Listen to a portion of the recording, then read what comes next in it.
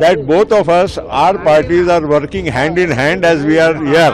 Okay, now Only point here is there is some little bit of a misunderstanding created because yesterday night we got an information that our party will get a MOS independent charge, that position which Devendra ji today also clarified before all of you, that it is in line with what was being offered to our other alliance partners also.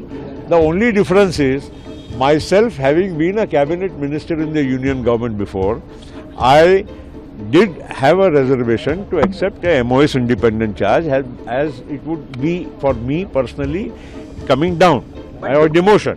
So we have informed the Bharatiya Janata Party leadership and they have already told us that just wait for a few days, we will make remedial measures. Now if that is the line they have taken, it does not mean that we should say all this immediately, that there is some problem or there is some reason why. Devendra ji himself has clarified this. But I want to understand one thing from you, sir. Had you got this position, Maharashtra would have benefited, sir. Maharashtra would have benefited.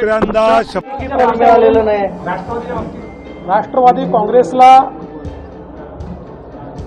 आमच्या वतीनं किंवा सरकारच्या वतीनं एक जागा offer करण्यात आली होती.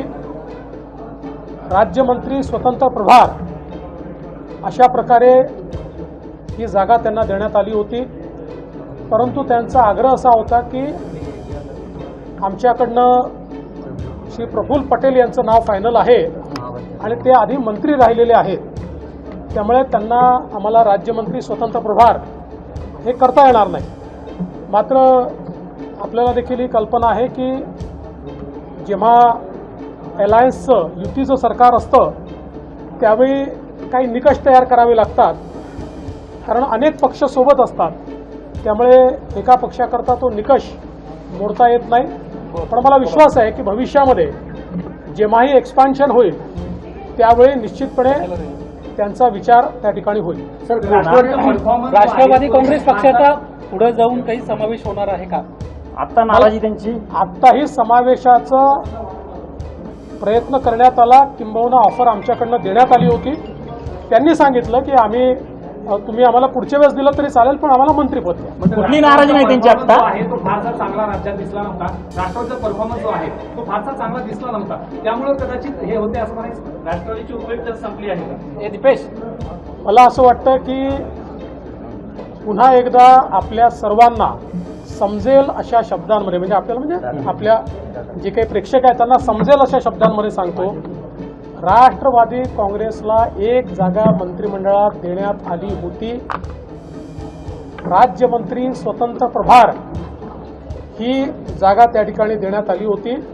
त्यांचा आग्रह कॅबिनेट मंत्र्याचा होता. राज्यमंत्री स्वतंत्र प्रभार हा कॅबिनेट मंत्र्याप्रमाणेच असतो, पण त्यांची देखील अडचण होती की कॅबिनेट मंत्री पदावर राहिलेला माणूस त्यांना राज्यमंत्री स्वतंत्र प्रभारावर आणता येत नव्हता. आणि सरकारचा प्रश्न होता की वेगवेगळे जे पक्ष आहेत ज्यांच्याकडे एक खासदार आहेत किंवा अशा प्रकारचे जे वेगवेगळे पक्ष अलायन्समध्ये आले आहेत त्यांच्याकरता साधारणपणे एक निकष ठेवावा लागतो. आणि म्हणून राष्ट्रवादीने देखील ते मान्य केलं आणि त्यांनी सांगितलं की आमचा विचार तुम्ही एक्सपान्शनच्या वेळी आम्हाला तुम्ही कॅबिनेट मंत्रीपद द्या, आम्ही थांबायला तयार. हम लोग सही समय का इंतजार कर रहे हैं.